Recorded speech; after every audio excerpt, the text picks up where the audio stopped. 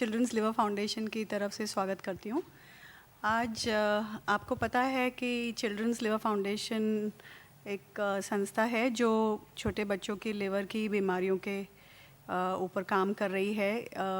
इस बीमारियों के बारे में डॉक्टरों में और पेशेंट्स में एक तरह से अवेयरनेस स्प्रेड कर रही है और बच्चों को लिवर की बीमारियों के जो बच्चे हैं जिनके बारे में ज़्यादा जानकारी नहीं है उसके बारे में भी काफ़ी अपने वेबसाइट द्वारा जानकारी फैला रही है।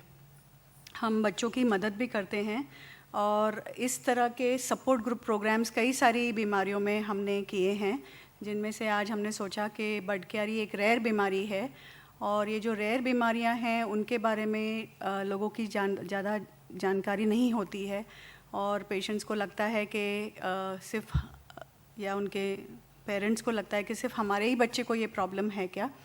तो इसलिए हमने सोचा कि क्यों ना इस बीमारी पे आज एक मीटिंग करें और हमारे जो पेशेंट्स हैं, बहुत सारे पेशेंट्स बॉम्बे के बाहर के हैं, कुछ आ पाए हैं, काफ़ी सारे नहीं आ पाए हैं, लेकिन जो भी हैं उन्हें हम हमारे जो एक्सपर्ट्स हैं, अलग अलग फील्ड्स के एक्सपर्ट्स होते हैं इस बीमारी को ट्रीट करने के लिए। डॉक्टर हीमेटोलॉजिस्ट होते हैं, लिवर के डॉक्टर होते हैं, सर्जन्स होते हैं, इंटरवेंशनल रेडियोलॉजिस्ट होते हैं, जो साथ आज हमारे हैं यहाँ।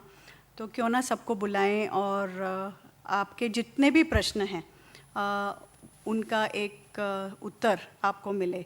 तो मैं आपसे रिक्वेस्ट करूँगी, इस मीटिंग दौरान एक हमारा एंड में एक पैनल डिस्कशन होगा कि आप लोग जितने भी प्रश्न पूछना चाहेंगे, जितने भी मन में आपके सवाल हैं, आप बिल्कुल बिना हिचक के पूछिए, क्योंकि ऐसा चांस ज़्यादा मिलेगा नहीं। हम जब आपका ट्रीटमेंट करते हैं हम कोशिश करते हैं कि जो भी सवाल हैं, मगर कुछ सवाल आपके मन में आ जाएंगे जब आप जब लोग बात करेंगे और टॉक करेंगे और इस बीमारी के बारे में जानकारी देंगे, तब भी आपके मन में कुछ सवाल आएंगे। तो जो भी सवाल हैं आप पूछ सकते हैं। और मैं हमारी जो चिल्ड्रंस लिवर फाउंडेशन की ट्रस्टी हैं अल्पा सेठ, जिन्होंने इस कार्यक्रम को सफल होने के लिए हमारी मदद की है, और हमारे बाकी भी ट्रस्टीज़ यहाँ डॉक्टर रश्मि, डॉक्टर आरमाइटी हैं, मिस्टर विलास उनावने, मिस्टर कदम, सब आए हुए हैं जो हमारे ट्रस्टीज़ हैं।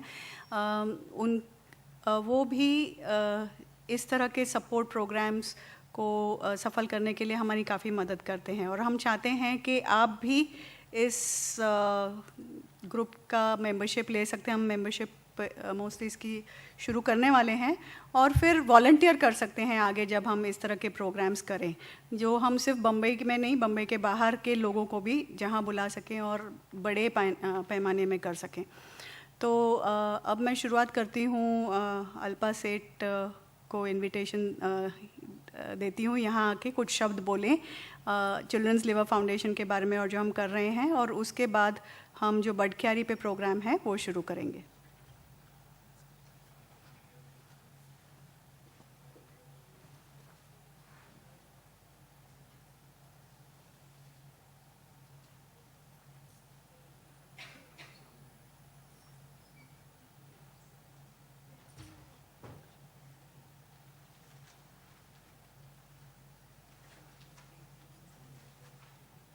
नमस्कार। आज आप सब यहाँ पे आ सके वो बहुत अच्छी चीज़ है।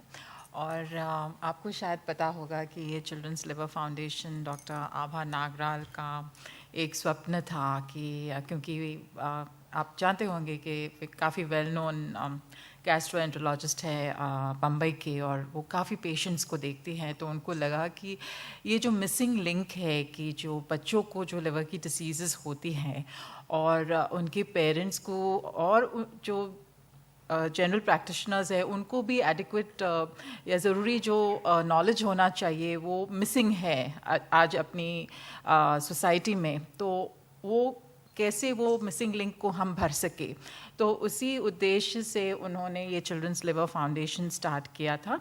और कुछ लोग हम उनके जो सपोर्ट ग्रुप है, जो ट्रस्टीज़ है, we are proud to be part of this thing. And पिछले जो 2 साल के अंदर जो उन्होंने जो ये चिल्ड्रंस लिवर फाउंडेशन ने काम किया है वो काफ़ी अच्छा है और आपके सपोर्ट के लिए ये बनाया गया है। इसलिए इसका सक्सेस तभी होगा जब आप उसको अच्छी तरह से इस्तेमाल करें और आप हमारे साथ कम्युनिकेट करें। आपको पता है कि ये वेबसाइट है जो अवेलेबल है और विल्सन्स डिसीज़ के शायद कुछ लोग आप उसमें भी आए होंगे, तो वो वर्कशॉप किया है। अभी जनवरी में हेपेटाइटिस के ऊपर भी है, तो वी आर एक्सपेक्टिंग 10 और 11 तारीख पे वो बड़ा प्रोग्राम हो रहा है। और इन बिटवीन जो बीच में अगर आपको कोई प्रश्न वगैरह है तो वो भी आप पूछ सकते हैं और पैनल है तो आपकी कोई मदद कर सके तो वो अच्छा होगा। एंड आपका फीडबैक बहुत ज़रूरी है ये चिल्ड्रंस लिवर फाउंडेशन को सक्सेसफुल करने का, कि आप क्या चाहेंगे उससे, कि किस तरह का सपोर्ट है। जैसे डॉक्टर आभा ने बताया था कि कभी कभी चिल्ड्रंस लिवर के एलिमेंट्स की इतनी जानकारी नहीं है लोगों में, और कभी वो जो पेशेंट्स हैं वो बाहर से आते हैं तो उनके जो वाली होते हैं, उनके जो केयर गिवर्स है, तो उनको किस तरह का सपोर्ट करना है, जब वो यहाँ पे रहे किस तरह से रहे। बहुत सी छोटी छोटी चीज़ें भी होती है जो कोई देखता नहीं है। तो चिल्ड्रंस लिवर फाउंडेशन ऐसा ट्रस्ट है जो हर चीज़ को देखना चाहता है, आप सबको सपोर्ट करना चाहता है, आपको help, hope और inspiration देना है कि how you can handle the children and how they can be living as normal a life as possible. Yeah, so with this we hope that आज का जो program है आप उसका इस्तेमाल ज़्यादा से ज़्यादा इस्तेमाल करें and it is useful for you, क्योंकि आप सबको काफ़ी दूर से आना पड़ता है ये सब programs के लिए। So we do respect कि आप यहाँ आए हैं, तो let's hope that you get the best out of it. Yeah, thank you.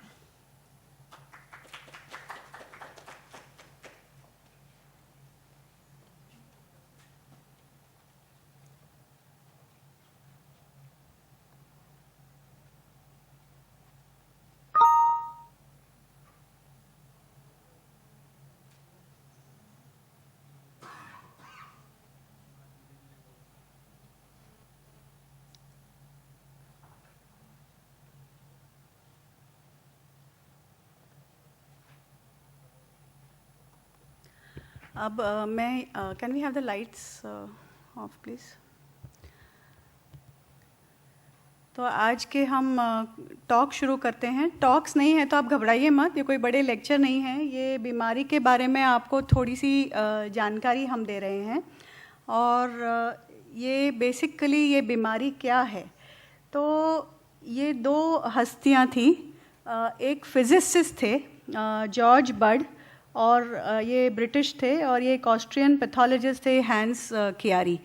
तो इन दोनों ने इस बीमारी के बारे में दुनिया को बताया कि ये ऐसी एक बीमारी होती है। जब उन्होंने एक बच्चा जिसको पेट में पानी भर गया था और पेट बड़ा हो गया था और वो डॉक्टरों के पास पहुंचा, तो बेसिकली इन दो हस्तियों ने इस बीमारी की डिस्कवरी की, और इसलिए ये बीमारी बर्ड कियारी, जो इनके सरनेम्स हैं, उसके नाम से जानी जाती है।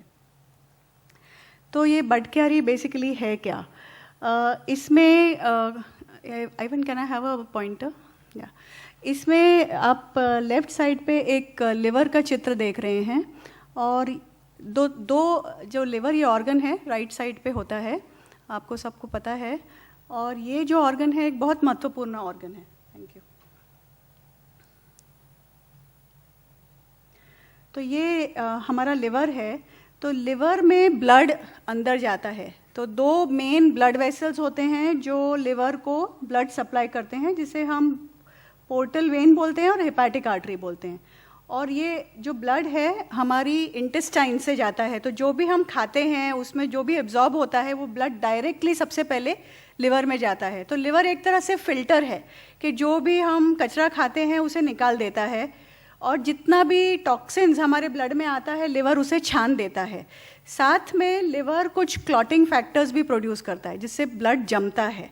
लिवर एल्ब्यूमिन नाम का प्रोटीन भी उत्पन्न करता है, और लिवर जो पॉइजन्स हमारे खाने में आते हैं उसे छान के निकाल देता है, जैसे कि अमोनिया।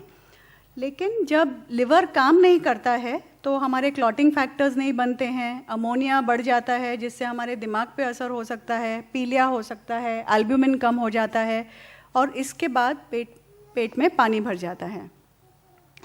जो लिवर में खून आता है और जब ये खून प्रोसेस होता है, लिवर एक और बहुत इम्पॉर्टेंट काम करता है कि खाना जो है, जो हम एक्स्ट्रा खाते हैं, हम जितना खाते हैं उतने हमारे शरीर को ज़रूरत नहीं होती, तो ये जो एक्स्ट्रा खाना है लिवर उसे स्टोर करता है। तो जब हम नवरात्रि में या रमज़ान में लंबा फास्ट करते हैं तो ये लिवर है जो खाने को धीरे धीरे शरीर में रिलीज़ करता है और इसका इस्तेमाल शरीर कर सकता है। इसलिए हम इतने दिनों का उपवास कर सकते हैं, क्योंकि खाना एक तरह से स्टोर हाउस है खाने का। फिर लिवर की जो जब ब्लड सेल्स हैं वो सारे सब्सटेंसेस को यूटिलाइज करके, जो भी उन्हें काम करना है करके, लिवर ब्लड फ्लो लिवर से बाहर जाता है।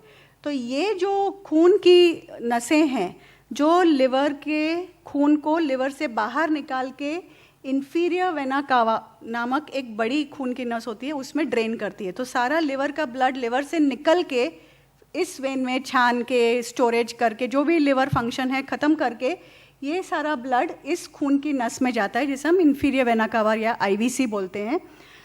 अगर ये जो वेन्स हैं वो 3 मेन वेन्स हैं जिन्हें हम हिपैटिक वेन्स बोलते हैं, और आईवीसी ये मेन खून की नस है। तो अगर इन 3 वेन्स में ब्लॉक हो गया, जिसे हम हिपैटिक वीनस आउटफ्लो ऑब्स्ट्रक्शन, ये बर्डक्यारी का दूसरा नाम है, मतलब हिपैटिक वेन में ब्लॉक है, या ये 3 मेन वेन्स में है या मेजर जो वेन है आईवीसी उसमें है। अगर ये ब्लॉक हो गया तो जब लिवर का खून बाहर नहीं जाएगा, लिवर कंजेस्ट हो जाएगा, लिवर बड़ा हो जाएगा, और ये ही बर्डक्यारी में होता है। इसी बीमारी को बर्डक्यारी कहा जाता है। और ये एक चित्र है एक्चुअल लिवर का, जहाँ ये जो खून की नसें यहाँ हैं आपको दिख रही हैं, वो पतली हो गई हैं और ब्लॉक हो गई हैं। सो बर्डक्यारी में बेसिकली लिवर से खून बाहर नहीं जा पा रहा है और लिवर कंजेस्ट हो रहा है। तो पेशेंट्स कैसे प्रेजेंट करते हैं, ये तो आप फेमिलियर होंगे। काफ़ी सारे पेशेंट पेट बड़ा लेके आते हैं, उनका पेट काफ़ी बड़ा हो जाता है, पेट में पानी भरता है और ये पानी लगातार बढ़ता रहता है। और जो हम नॉर्मल दवाइयाँ जैसे लैसेक्स, लैसिलैक्टोन, आपने इन दवाइयों का नाम सुना होगा, जो हम ये दवाइयाँ नॉर्मली पानी के लिए लेते हैं, ये इन पेशेंट्स में ज़्यादा काम नहीं करती हैं, दूसरे पेशेंट्स में ज़्यादा अच्छी तरह काम करती हैं। पीलिया हो सकता है, पैर पे सूजन हो सकती है, कभी कभी ये जब वेन्स बढ़ जाती हैं तो जो हमारी खाने की नली है उसमें खून की नसें सूज जाती हैं, और ये सूजने पर ये खून की नसें फट सकती हैं, खून की उल्टी हो सकती है, काला संडास हो सकता है। तो पेशेंट ब्लीडिंग लेके भी आ सकता है, या फ्रैंक लिवर फेलियर में आ सकता है, मतलब दिमाग पे असर हो जाता है, अमोनिया बढ़ गया है, ब्लड क्लॉट नहीं हो रहा है, पीलिया हो गया है, पेट में पानी है, तो उसे हम लिवर फेलियर बोलते हैं। और या जैसे मैंने कहा, किस पेशेंट में जिस सिर्फ अमोनिया बढ़ गया है तो वो पेशेंट उल्टा सुल्टा बात करना शुरू करता है, या दिन में ज़्यादा सोना, रात को कम सोना, जिसे हम ऑल्टर्ड स्लीप रिदम बोलते हैं, ये हो सकता है। या छोटे छोटे कामों में वैसे पेशेंट ठीक लगता है, मगर जब हम उन पे फाइन टेस्ट करते हैं हमें पता चलता है कि वो जो नॉर्मल काम है नहीं कर पाते हैं। जैसे बड़े कोई पेशेंट हैं तो वो ड्राइविंग नहीं कर पाते हैं, इस तरह की प्रॉब्लम्स हो सकती हैं। तो ये सारे मैनिफेस्टेशंस हैं जो अचानक हो सकते हैं या धीरे धीरे हो सकते हैं, अक्यूट या क्रॉनिक। सो ये पेशेंट की कई बार बच्चों में, और ये हमने देखा है कि 4 महीने के बच्चे को लेके 70 साल के बड़े, ये पूरे एज ग्रुप में हो सकती है ये बीमारी। तो ये बच्चों में भी देखते हैं, बड़ों में भी देखते हैं, और इसके कारण दोनों में अलग होते हैं। बच्चों में ज़्यादातर जेनेटिक कारण होते हैं, मतलब पैदाइश उन्हें ये बीमारी है, शायद मदर फादर से आई है, या कभी कभी स्पॉन्टेनियस म्यूटेशन होते हैं तो आ सकती है। तो बच्चों में ये बीमारी ज़्यादातर पैदाइश होती है, जिसमें लिवर कुछ सब्सटेंस बताता है जिससे ब्लड क्लॉट होता है। अगर ये इन और क्लॉट नहीं होता, ये दोनों सब्सटेंस लिवर में बनते हैं। इसके बारे में आपको डॉक्टर भावे जो हमारे हीमेटोलॉजिस्ट से ज़्यादा डिटेल में बात करेंगे। लेकिन बेसिकली इसमें ये होता है कि ब्लड ज़्यादा क्लॉट हो रहा है, ज़्यादा गाढ़ा हो गया है और बार बार जम रहा है। तो ये एक जेनेटिक टेंडेंसी होती है, और हम कई बार आपके ये सारे टेस्ट करते हैं, महंगे टेस्ट हैं मगर कभी करने पड़ते हैं क्योंकि इसका इम्प्लीकेशन आगे चल के भी होता है। बड़ों में कभी कभी ट्यूमर हो सकता है जिसके कारण बर्डक्यारी हो, या लिवर में एब्सेस हो सकते हैं, या कोई भी मास हो सकता है जो इन वेन्स पे प्रेशर डाल रहा है और वेन्स का जो फ्लो है उसको प्रभावित कर रहा है। तो कई कारण होते हैं। अगर पेशेंट्स का ट्रीटमेंट ना हो तो ये जो पहले लिवर बड़ा हो गया है, यहाँ ये बड़ा लिवर दिखाया गया है, वो धीरे धीरे पहले तो बड़ा होता है, पेनफुल होता है, राइट साइड पे दर्द होता है, मगर धीरे धीरे धीरे जैसे ये बीमारी बढ़ती जाती है लिवर सिकुड़ जाता है, स्कार हो जाता है, जिसे हम सिरोसिस बोलते हैं। सिरोसिस के कई कारण हैं। सबसे पहले हम सिरोसिस के बारे में सोचते हैं तो हम सिर्फ शराब के बारे में सोचते हैं कि अल्कोहल उसका कारण है, लेकिन बड़कियारी भी एक सिरोसिस का कारण है, जिसमें liver after a long time सिकुड़ सकता है और फिर उसका फंक्शन अफेक्ट हो सकता है। तो एक बार प्रॉब्लम ऐसा होता है कि कई बार पेशेंट्स पानी लेके आते हैं, ये सारे जो मैंने बोला प्रॉब्लम्स लेके आते हैं, मगर उस टाइम पे ये डायग्नोस नहीं होता है कि ये बीमारी क्या है। और कई बार क्योंकि बीमारी का डायग्नोसिस टाइम पे नहीं होता है, ये प्रॉब्लम बढ़ जाती है और पेशेंट को सिरोसिस हो जाता है। और ये बहुत ज़रूरी है कि ये डायग्नोसिस जल्दी हो, क्योंकि अगर हम जब जल्दी स्टेज में इसे डायग्नोस करें तो काफ़ी सारे ट्रीटमेंट ऑप्शंस हैं। अगर ये लेट स्टेज में डायग्नोस हो तो फिर हमारे पास ऑप्शन नहीं रहता है, बट ट्रांसप्लांट करना पड़ता है। तो हम क्या क्या टेस्ट करते हैं जब एक बार लिवर का प्रॉब्लम बड़कियारी के कारण पता चले? ब्लड काउंट्स करते हैं, लिवर कितना काम कर रहा है, लिवर फंक्शन टेस्ट करते हैं, और कुछ टेस्ट जैसे मैंने बताए, जैसे प्रोटीन सी, प्रोटीन एस, मैं उनका पूरा सबका नाम नहीं यहाँ बताऊँगी, डॉक्टर भावे आपको बताएंगे, मगर आपको इतना पता होना चाहिए कि ये टेस्ट करना ज़रूरी है। आप बोलेंगे कि क्यों? क्योंकि हम पेशेंट्स को लाइफ लॉन्ग ब्लड थिनर्स, जो दवाइयाँ हैं जिससे खून पतला हो, उन पे रखते हैं, और इसके बारे में भी विस्तार से आपको डॉक्टर भावे बताएंगे। तो ये दवाइयाँ देना ज़रूरी है।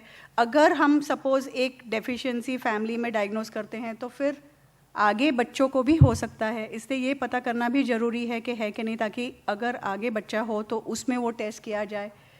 अगर पेट में पानी भर गया तो हम कई बार पानी निकाल के उसका टेस्ट करते हैं, सोनोग्राफी करते हैं। एक डॉपलर करके टेस्ट होता है जिसमें जो खून की नसें हैं लिवर में, उसमें ब्लड फ्लो कैसा है वो देखने के लिए हम करते हैं। सीटी स्कैन, एमआरआई कभी कभी करना पड़ता है अगर डॉपलर पे हमें आंसर नहीं मिले। रेयरली लिवर की बायोप्सी करनी पड़ती है। और एक टेस्ट है जिसे हम वीनोग्राम बोलते हैं, जिसमें हम जो हमारे गले में खून की नस है, जुगुलर वेन, उसके द्वारा एक नली डाल के, यहाँ डॉक्टर शाजी बैठे हैं जो इसके एक्सपर्ट हैं और जिन्होंने काफ़ी सारे यहाँ के बच्चों को ट्रीट किया है, वो अंदर से नली डाल के लिवर की जो खून की नसें हैं उसमें हम एक डाई इंजेक्ट करते हैं देखने के लिए कि खून की नसें का क्या स्टेटस है, उनमें किस तरह का स्टेंट डाला जा सकता है। तो ये एक डॉपलर टेस्ट का फ़ोटो जो दिखा रहे हैं, बिल्कुल एक सोनोग्राफी की तरह होता है डॉपलर, जिसमें साउंड वेव्स के द्वारा हमें पता चलता है कि कौन से ब्लड वेसल्स ब्लॉक्ड हैं और हमें इसके लिए क्या करना है। डॉपलर के चित्र ऐसे दिखते हैं, ये सोनोग्राफी और डॉपलर का पिक्चर है। ये 3 खून की नसें हैं जिनके बारे में मैंने आपको बताया, जो हेपेटिक वेन्स हैं जो कि नॉर्मल हैं, और ये एक पेशेंट है जिसमें वो ब्लॉक्ड हैं, तो आपको ये इस तरह की नसें क्लियरली दिख नहीं रही हैं। एमआरआई में एक सूडो ट्यूमर अपीयरेंस हम बताते हैं सीटी और एमआरआई पे, जहाँ एक्चुअली जिन्हें एक्सपीरियंस नहीं है वो कई बार बोलते हैं कि पेशेंट को ट्यूमर है, बड़कियारी पेशेंट को, मगर ये एक्चुअली ट्यूमर नहीं है। ये जो ब्लड वेसल्स हैं खून में ये ब्लॉक्ड हैं, इसलिए ब्लड फ्लो अलग अलग पार्ट्स में अलग अलग तरह से आ रहा है, कहीं ज़्यादा है कहीं कम है, तो वो एक ट्यूमर का अपीयरेंस देता है। और कभी कभी ज़्यादा जो एक्सपीरियंस रेडियोलॉजिस्ट नहीं होते हैं, डॉक्टर नहीं होते हैं, वो इसे ट्यूमर बताते हैं, मगर ये ट्यूमर नहीं है, इसे सूडो ट्यूमर कहा जाता है। कभी कभी हम एमआरआई का भी इस्तेमाल करते हैं अगर हमारे रेगुलर टेस्ट में इसका डायग्नोस नहीं हो। और ये मैंने आपको बताया जो टेस्ट हम डेफिनेट डायग्नोसिस के लिए करते हैं। यहाँ से काफ़ी सारे बच्चों का वो हुआ होगा, जब ये खून एक कैथेटर जो है, नली है, जो हम गले की खून की नस में डाल के, अंदर डाल के, वो डायरेक्टली लिवर में जाती है और फिर हम इंजेक्शन करते हैं और फिर देखते हैं कि खून की नसों का क्या एग्जैक्टली स्टेटस है, वो नस इतनी ब्लॉक है कि इतनी ब्लॉक है, उसमें दूसरा स्टेंट डाला जा सकता है कि नहीं, या बलून से हम बड़ा कर सकते हैं, या उससे आगे टिप्स का प्रोसीजर करने की ज़रूरत है कि नहीं। तो जैसे मैंने बताया कि ट्रीट कैसे करते हैं, एक बार हमने डायग्नोस कर लिया कि बड़कियारी है तो हमें खून पतला करने की दवाइयाँ देनी हैं।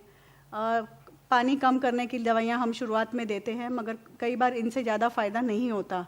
अगर पानी बार बार भर रहा है तो हमें सुई डाल के पानी निकालना पड़ता है।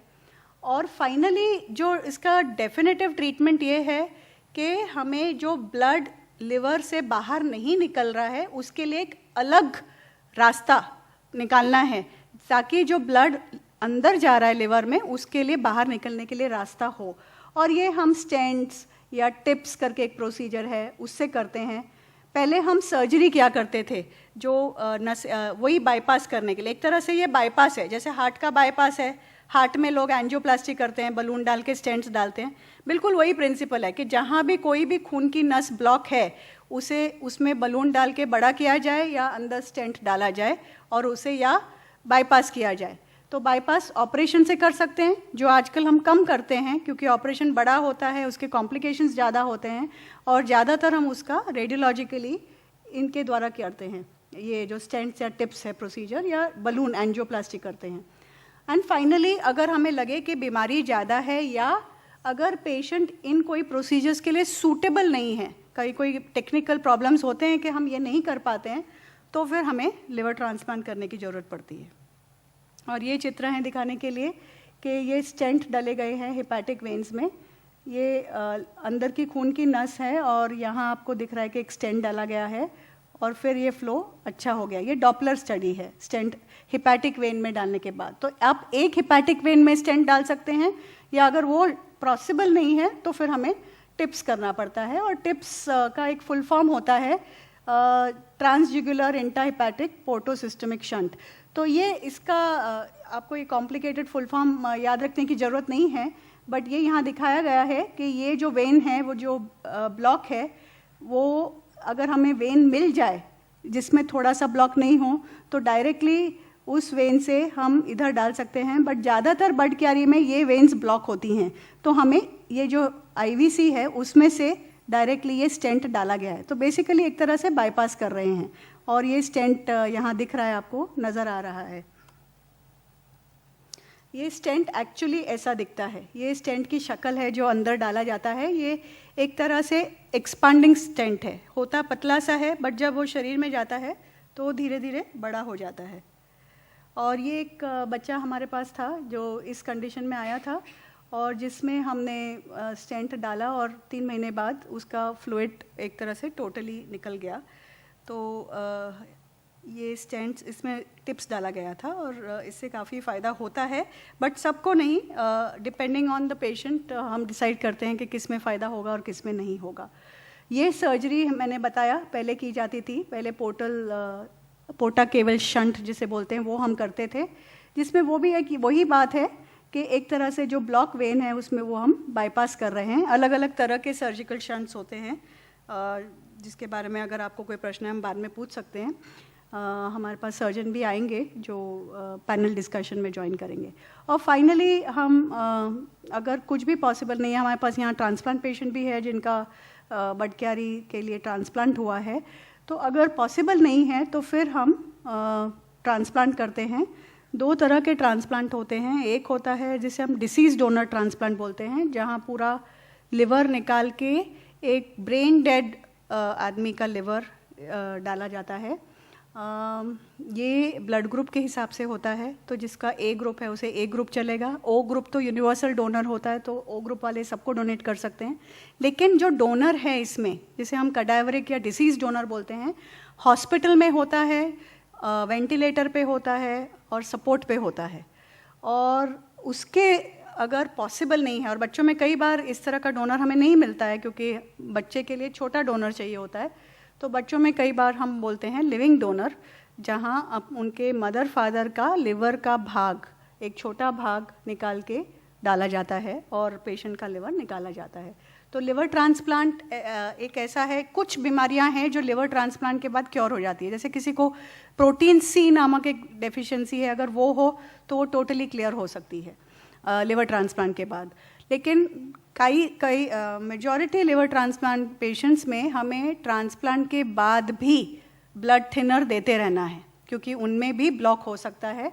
और इन पेशेंट्स को इन एडिशन ऐसी दवाइयाँ देते हैं जिसे हम इम्यूनोसप्रेसिव ड्रग्स बोलते हैं, जिससे नया लिवर जो डाला गया है वो रिजेक्ट ना हो, क्योंकि शरीर कोशिश करती है कि नया लिवर जो डाला गया है उसे अपना नहीं मानती है, उसे रिजेक्ट करने की कोशिश करती है। तो ये नए लिवर रिजेक्ट नहीं हो इसलिए हम इम्यूनोसप्रेसिव ड्रग्स देते हैं, जिससे शरीर की इम्यूनिटी थोड़ी कम रहे और नया लिवर रिजेक्ट ना हो।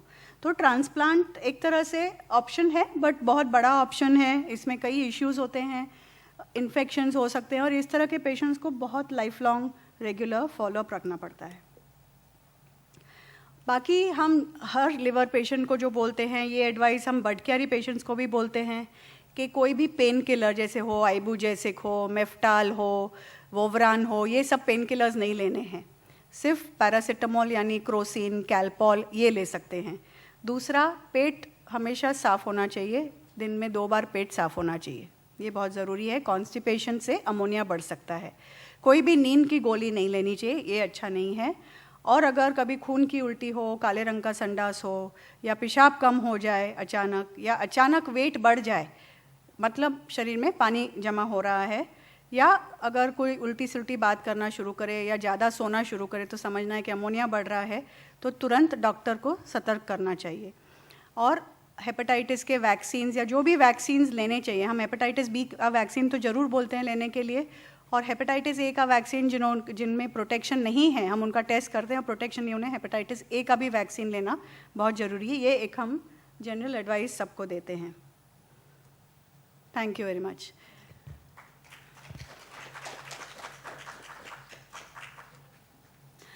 आपको जो भी सवाल हैं आप अपने मन में रखिए, क्योंकि आई एम श्योर इसके बाद सवाल होंगे, और हम चाहेंगे आप हर एक जन यहाँ सवाल पूछें। इसके बाद हम डॉक्टर भावे जो हेमेटोलॉजिस्ट हैं, ब्लड के डॉक्टर हैं, वो आपसे बात करेंगे इसके बारे में, क्योंकि मैंने एक एस्पेक्ट इसका टच नहीं किया कि जब हम ब्लड थिनर्स देते हैं तो हमें क्या करना है, क्या प्रिकॉशंस लेने हैं, उसके बारे में आपको सब बताएंगे।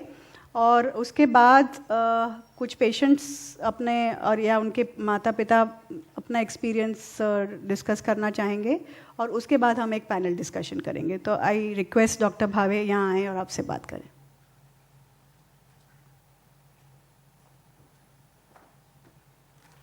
Thank you doctor Nagaraj, thank you very much. मेरे पास कोई स्लाइड नहीं है, मैं आपके साथ बात करूँगा, और बाद में जो सवाल है आपके, मैं can I just I do no problem. ये जो बटकियारी सिंड्रोम है, इसमें खून गाढ़ा हो जाता है। गाढ़ा होने की वजह से ये खून कहीं भी जमा हो सकता है, पर बटकियारी में ये खून सिर्फ हेपेटिक वेन में गाढ़ा होके वहाँ पर खून की गांठ जमा दी है। यही खून अगर कहीं और गाढ़ा होके गांठ बना देता था तो उसको डीप वेन थ्रोम्बोसिस कहा जाता था। ब्रेन में हो सकता है, लंग्स में हो सकता है, आंतड़ों में कहीं और भी हो सकता है। बट बटकियारी की अहमियत कुछ और है। इसमें डॉक्टर नागराल ने आपको बहुत अच्छी तरह से दिखाया है। लिवर के सूजन होने की वजह से, फिर बाद में सिकुड़ने की वजह से, सीरोटिक चेंजेस होने की वजह से, ये जो जगह है जहाँ पर क्लॉट होता है उसकी अहमियत बहुत है। या तो उसको होने मत दो, जो आपके हाथ में नहीं है, क्योंकि आपको मालूम भी नहीं ऐसा क्यों हुआ, या अगर हुआ है तो जल्दी पहचान लो, उसका ट्रीटमेंट जल्दी कराओ, और अगर पहचान में आ गया है, ट्रीटमेंट शुरू की है, तो इस हिसाब से ट्रीटमेंट करो कि ये दोबारा ना हो, या तो उस जगह पे या कहीं और। हमारा खून जो है वो खून की नलियों में दौड़ने वाला सेल्स और पानी है, प्लाज्मा, उसमें सेल्स है। ये जो पानी कंपोनेंट है उसके अंदर बहुत सारे प्रोटीन्स है, जिसको हम लोग कोएगुलेशन प्रोटीन कहते हैं। खून इतना भी पतला ना हो कि खून बह जाए, खून इतना गाढ़ा भी नहीं हो कि वो जम जाए। ये बॉडी ऐसी ब्रिलियंट है, नेचर इतना ब्रिलियंट है, उसने खून को सही हद तक पतला या गाढ़ा रखा है। खून का बहाव भी तेज़ी से हो, रुके भी नहीं, खून बहे भी नहीं और गाढ़ भी ना हो। ये मैनेज कौन करता है? आपको नहीं मालूम, मुझे भी नहीं मालूम कि अपने बॉडी में क्या हो रहा है। अंदर की सिस्टम अपने आप फंक्शन होती जाती है। ये सब प्रोटीन्स का एक खेल है। कुछ प्रोटीन खून को पतला रखते हैं, कुछ प्रोटीन्स खून को गाढ़ा बनाते हैं। पर ये सब वक्त की बात है। अगर हम में से किसी को भी अभी मार लगा या हम गिर गए तो खून का जमना बहुत ज़रूरी है, नहीं तो खून बहता जाएगा। तो वो प्रोटीन्स बढ़ के खून को रोक देते हैं। तो ये जो संतुलन है, फिजियोलॉजी जिसको कहते हैं, हीमोस्टैसिस, वो बहुत ही महीन, बारीक और बहुत ही खूबसूरत है। पर कभी कभी इन्फेक्शन की वजह से, दवाइयों की वजह से या किसी और कारणवश ये संतुलन खो जाता है और तब जाके ये खून की नलियाँ बंद हो सकती है। 3 सवाल है इसमें। एक सवाल,